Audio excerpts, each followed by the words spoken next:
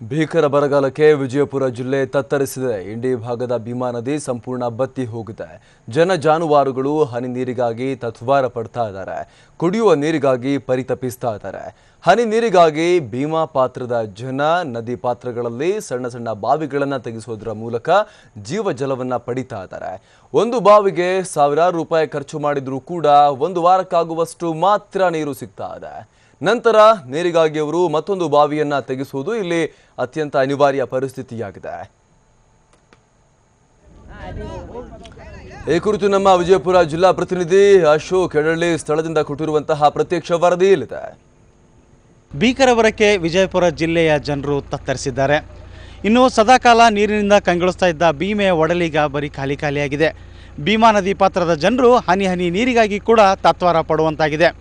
ದೃಶ್ಯಗಳಲ್ಲಿ ನೋಡ್ತಾ ಇರ್ಬೋದು, ಭೀಮೆಯ ಒಡಲೆಲ್ಲ ಇದೀಗ ಖಾಲಿಯಾಗಿ ಕೇವಲ ತಗ್ಗುಗೊಂಡಿಗಳು ಮಾತ್ರ ಕಾಣ್ತಾ ಇದ್ದಾವೆ. ಆದರೆ ಭೀಮಾ ನದಿ ಪಾತ್ರದ ಜನರು ಮತ್ತು ಜಾನುವಾರು ಉಳಿವಿಗಾಗಿ ಕೂಡ ಒಂದು ಹೊಸ ಮಾರ್ಗವನ್ನು ಕಂಡುಹಿಡಿದಿದ್ದಾರೆ.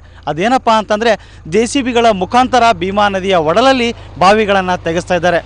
ಈ ರೀತಿಯವರು JCBಯ ಸಹಾಯದಿಂದ ಬಾವಿಗಳನ್ನು ತರಿಸಿ ಒಂದು ಜೀವ ಜಲವನ್ನು ಪಡಿತಾ ಇದ್ದಾರೆ.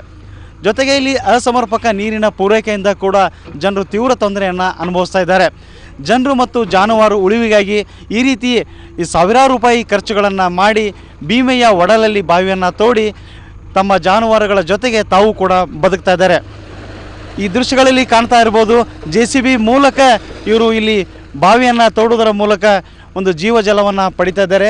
ಜೊತೆಗೆ ತೀವ್ರ ಸಂಕಷ್ಟವನ್ನು ಕೂಡ ಎದುರಿಸ್ತಾ ಇದ್ದಾರೆ. ಜೊತೆಗೆ ಈ ರೀತಿ ಬಾವಿಯನ್ನು ತೆಗೆದರೂ ಕೂಡ ಕೇವಲ ಒಂದು ವಾರಕ್ಕಾಗುವಷ್ಟು ನೀರು ಮಾತ್ರ ಇವರಿಗೆ ಲಭ್ಯವಾಗುತ್ತೆ.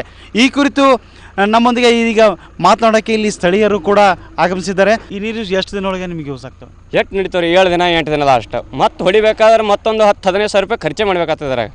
ಮತ್ತು ಎಲ್ಲರೂ ಬಡ್ಡಿಂಗೆ ತೆಗಿಬೇಕಾಗ್ತದೆ. ಹೊಲ ಈಗ ಮಾರ್ಲಿಕ್ಕೆ ಪರಿಸ್ಥಿತಿ ಬಂದದೆ ಸದ್ದ. ಈಗ 2-3 ಲಕ್ಷ ದೇಣೆ ಅದ. ಈಗ ಏನದ ಈಗ ಸದ್ದ ಮಾರ್ಬೇಕಾದ ಹೊಲ ಒಂದು ಎಕರೆ. ಈಗ 10-12 ಸಾವಿರ ರೂಪಾಯಿ ಕುಡಿಬೇಕಾದ್ರೆ 4 ಮಂದಿ ಕುಡಿಬೇಕ್ರಿ. ಈಗ ದನಗಳು ಕುಡಿಸ್ತೇವೆ, ಕುಡಿಸಟ್ಟು ಇಲ್ಲ ಮನಿಗಾರ ಕುಡ್ಲಿಕ್ಕೆ ಹೋಗ್ಬೇಕತ್ತ ನಮ್ಗೆ. ಇಲ್ಲಿ ಪುರಸಲ್ಲ ಸರ್, ಮತ್ತೊಂದು ಕಡ್ಡ ಹೊಡಿಬೇಕತ್ತಾರೆ 7 ದಿನ ಆಗನೆ. ಸದಾ ಈ ಭೀಮಾ ತೀರ ಅಂತಂದರೆ ನೀರು ಇರ್ತಾ ಇತ್ತು. ಈ ಬಾರಿ ಈ ರೀತಿ ಭೀಕರ ಬರ ಇದ್ದರೂ ಕೂಡ ಇಲ್ಲಿ ಬತ್ತಿ ಹೋಗಿದೆ. ಇದು ಕಾರಣ ಏನು ರೀ? ಕಾರಣ ಏನದ್ರಿ, ಭೂಮ್ಯಾಗ ನೀರಿಲ್ರಿ. ಮೇನ್ ಉಸ್ಕಿಂದ ಏನದ್ರಿ, ಮಾಸ್ ಟೆಂಡರ್ ಆಗಿತ್ತು ರೀ. ಮಾಸ್ ಟೆಂಡರ್ ಆಗದ ಬಳಕ ಏನದ ಉಸಕ್ಕೆಲ್ಲ ಹೋಗಿತ್ತು ರೀ. ಉಸಕ್ಕೆ ಹೋದ ಬಳಕ ಭೂಮ್ಯಾಗ ನೀರು ಎಲ್ಲಿ ಬರ್ಬೇಕು ರೀ? ಉಸಕ್ಕಿದ್ರೆ ಏನೋ ಭೂಮ್ಯಾಗ ನೀರು ಬರ್ತಾವ್ರಿ.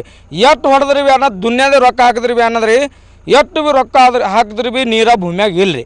ನೀರೆಲ್ಲ ಹೋಗಿಬಿಟ್ಟಾವ್ರಿ. ರೊಕ್ಕ ಹಾಕಿ ಅನ್ನೋದ್ರಿ ಜನ ದನಗಳು ಕರುಗಳು ನಿರಂಕಾರ ನೀರು ಅಂದಕ್ಸಿಂದ್ರೆ ಬಡ್ದಾಡ್ಲಿಕ್ಕತ್ತೈತ್ರಿ.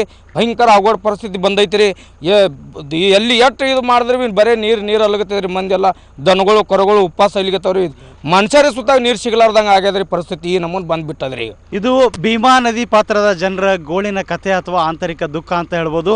ಈ ಭಾಗದ ಜನರಿಗೆ ಮಹಾರಾಷ್ಟ್ರ ಭಾಗದಿಂದ ನೀರನ್ನು ಈ ಭೀಮಾ ನದಿಗೆ ಬಿಡಬೇಕು ಅನ್ನೋ ಒಂದು ಒಕ್ಕೊರಲ ಆಗ್ರಹನ ಕೂಡ ಇವರು ಇಲ್ಲಿ ಮಾಡ್ತಾ ಇದ್ದಾರೆ. ಕ್ಯಾಮ್ರಾಮನ್ ಸಂಜಯ್ ಜೊತೆ ಅಶೋಕ್ ಹೆಡಳ್ಳಿ, TV9 ವಿಜಯಪುರ.